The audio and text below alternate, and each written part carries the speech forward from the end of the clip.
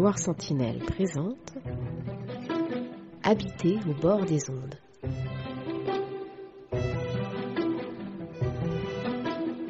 Aujourd'hui, Orléans.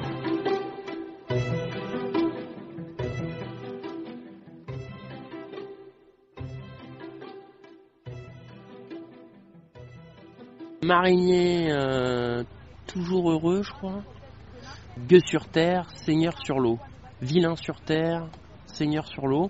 À l'époque, les mariniers, il faut imaginer que c'est des gens quand même plutôt de taverne, hein, qui vont s'arsouiller dans les pubs quand ils descendent avec une femme de port en port. C'est des grands voyageurs. Enfin, voilà, ils ont un peu cette réputation des vilains, des gueux.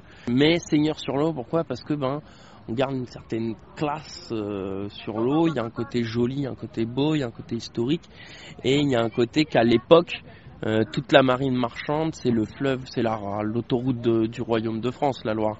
Donc tous les bateaux et tout le commerce et tous les châteaux de la Loire et tout le vin et tous les matériaux voyagent sur ce fleuve.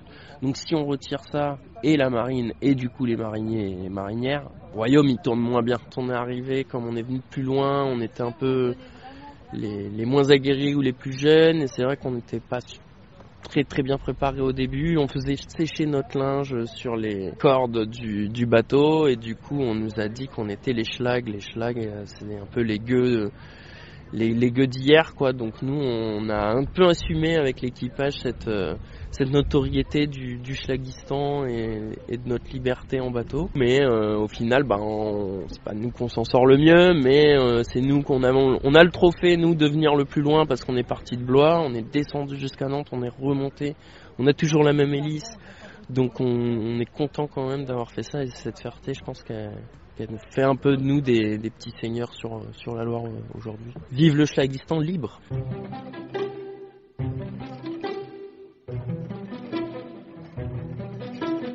Je suis Cédric, capitaine du Nonchalant et crieur de Loire de surcroît. Je suis pas natif du coin, je suis un enfant adopté par le fleuve, mais maintenant je dis toujours que c'est ma deuxième femme.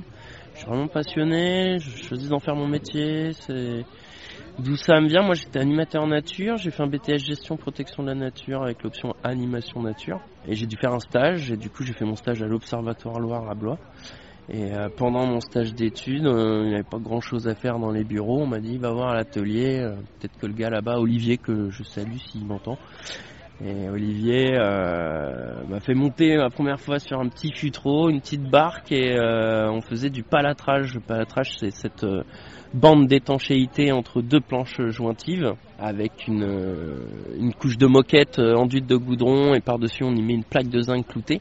Donc on faisait cet entretien sur l'eau en plein mois de février, donc il faisait froid, les mains sont sales parce qu'il y a du goudron, on se tape sur les mains parce que c'est des petites pointes avec on est dans l'enchème du bateau, on est couché dans l'eau, et en plein mois de février, je pense que d'aucuns auraient voulu remonter, faire ça le lendemain, et moi j'ai pris goût à ça, et j'ai dit je reviens demain, c'est trop bien. Lui il m'a pris pour un fada, il m'a dit soit t'es complètement con, soit t'es vraiment passionné.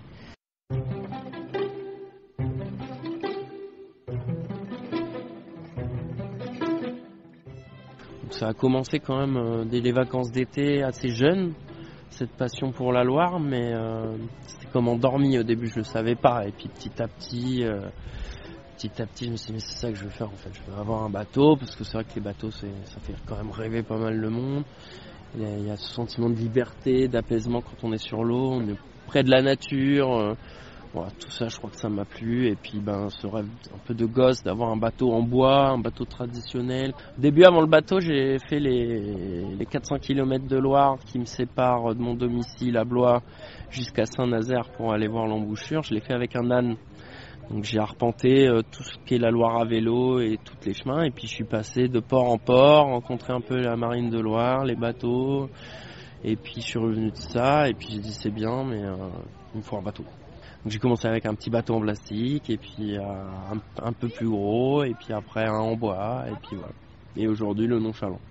Mon bateau, ce n'est pas un chaland. Les chalands, c'était des bateaux de Loire de l'époque, des bateaux jusqu'à 30 mètres de long en chaîne, les chalands de la Loire. Donc Nonchalant, il est écrit avec un D. Donc moi, mon bateau, c'est une petite toux, TOUE, ce n'est pas un chaland. Et donc le nonchalant, et puis quand j'étais petit, et même encore aujourd'hui, j'ai un peu cette nonchalance, un peu dans tous les projets que je mène, un peu dans tout ce que je fais. Donc voilà, c'est pas trop vite le matin, doucement l'après-midi, mais des journées bien remplies quand même. Et mon père me disait toujours, t'iras nulle part avec ta nonchalance, des choses comme ça. Donc c'est vrai que j'en joue un petit peu maintenant, je cultive un peu cette nonchalance. Crieur de Loire, c'est un petit projet qu'on s'est lancé un peu comme un défi. Moi, je viens pas forcément du théâtre ou de la scène, mais j'avais envie de faire des petits happenings envers le public et envers les équipages aussi. Donc j'ai une boîte à crier, j'invite tous les gens à déposer messages et ensuite je les crie comme une criée publique, comme à l'époque le crieur public.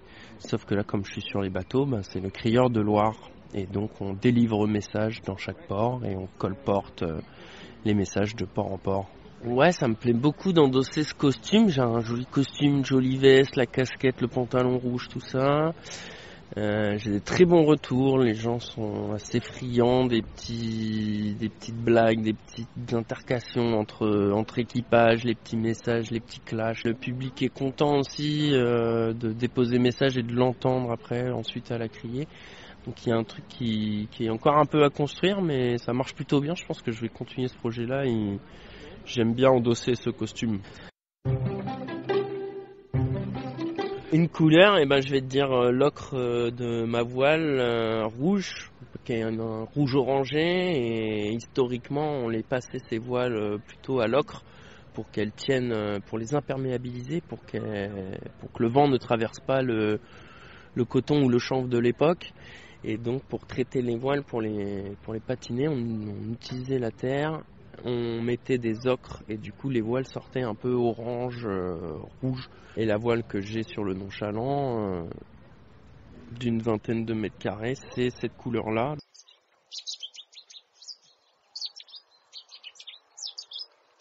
Moi j'aime bien la bouscarde de Séti, qui est un petit oiseau qu'on voit rarement mais qu'on entend très très souvent avec un chant assez reconnaissable.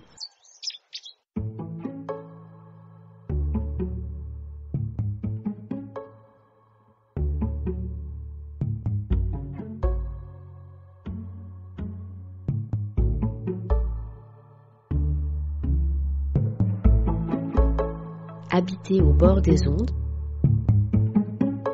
une série réalisée par Laure Bourru et Sébastien Rochard pour le collectif Loire Sentinelle à bord de la Grande Remontée.